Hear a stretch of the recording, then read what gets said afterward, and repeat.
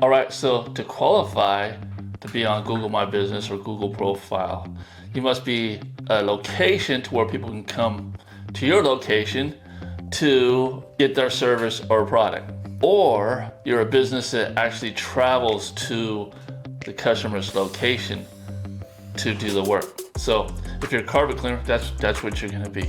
All right, you're gonna have to do the proper settings so that they categorize you the right way.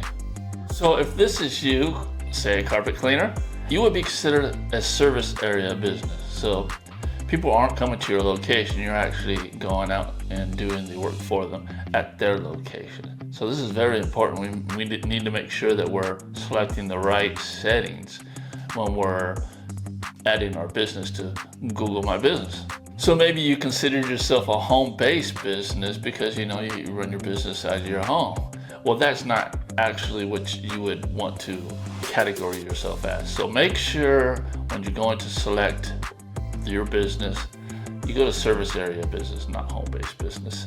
I think when I first started out years and years ago, I probably put home-based business and they approved me. They sent me a postcard, I put in the code and I verified it. But nowadays it's getting a little bit trickier to verify your business. So not doing that, say nowadays if I did the Google home-based business, it'd probably been a little bit trickier because nowadays they're having you do video, right?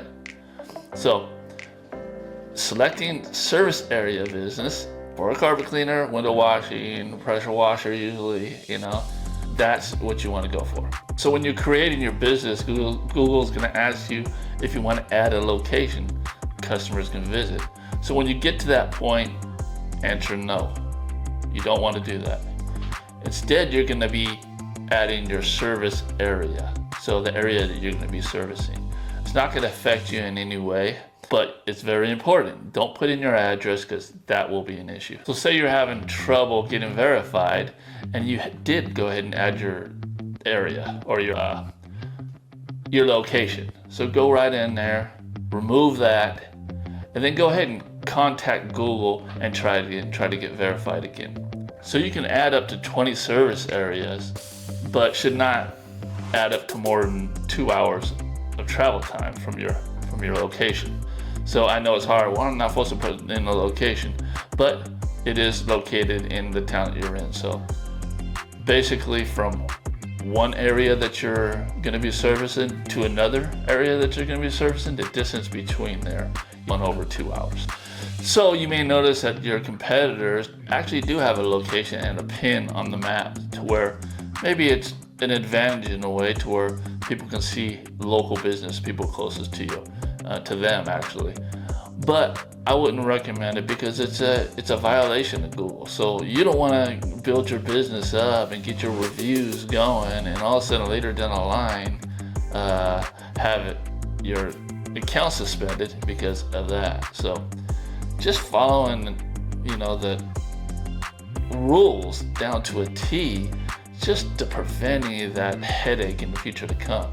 So again, if you did that, all right, go ahead, and I did too. I took it out because I'm not trying to have my business unstable by doing stuff like that. And once you get your business reviews up, I mean, that's what you want to do anyways. A lot of your customers, the customers that you want, that's what they're going to be looking at more than location. You're going to pop up anyway, especially if you're doing Google ads in the locations that you want, and you're going to pop up in your organic listings under the Google profile when your potential customer, puts in the keywords. And even if you did pin a location and then they went ahead and clicked on it, what would show up? Your house. Maybe we live in apartments, okay? And they click on it and they see apartments, so that might turn them off, right? So we want to come across as really professional. Even though we don't have a storefront, we really don't need it. Potential customers may feel a little bit more comfortable about having a company that's in a storefront forming a service for them. So once you have your business added to Google profile, then you're going to have to get it verified in order to make changes and stuff like that in it.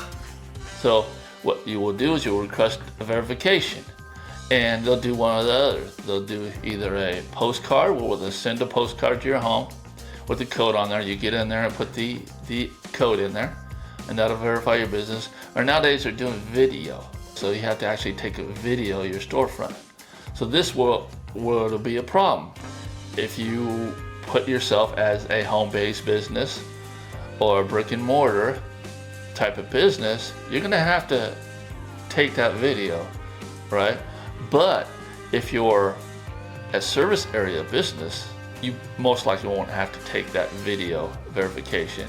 And if it comes down to it, then contact Google. You have a contact page, and go in there, email them, and tell them their situation and ask them what you need to do to get verified. All right?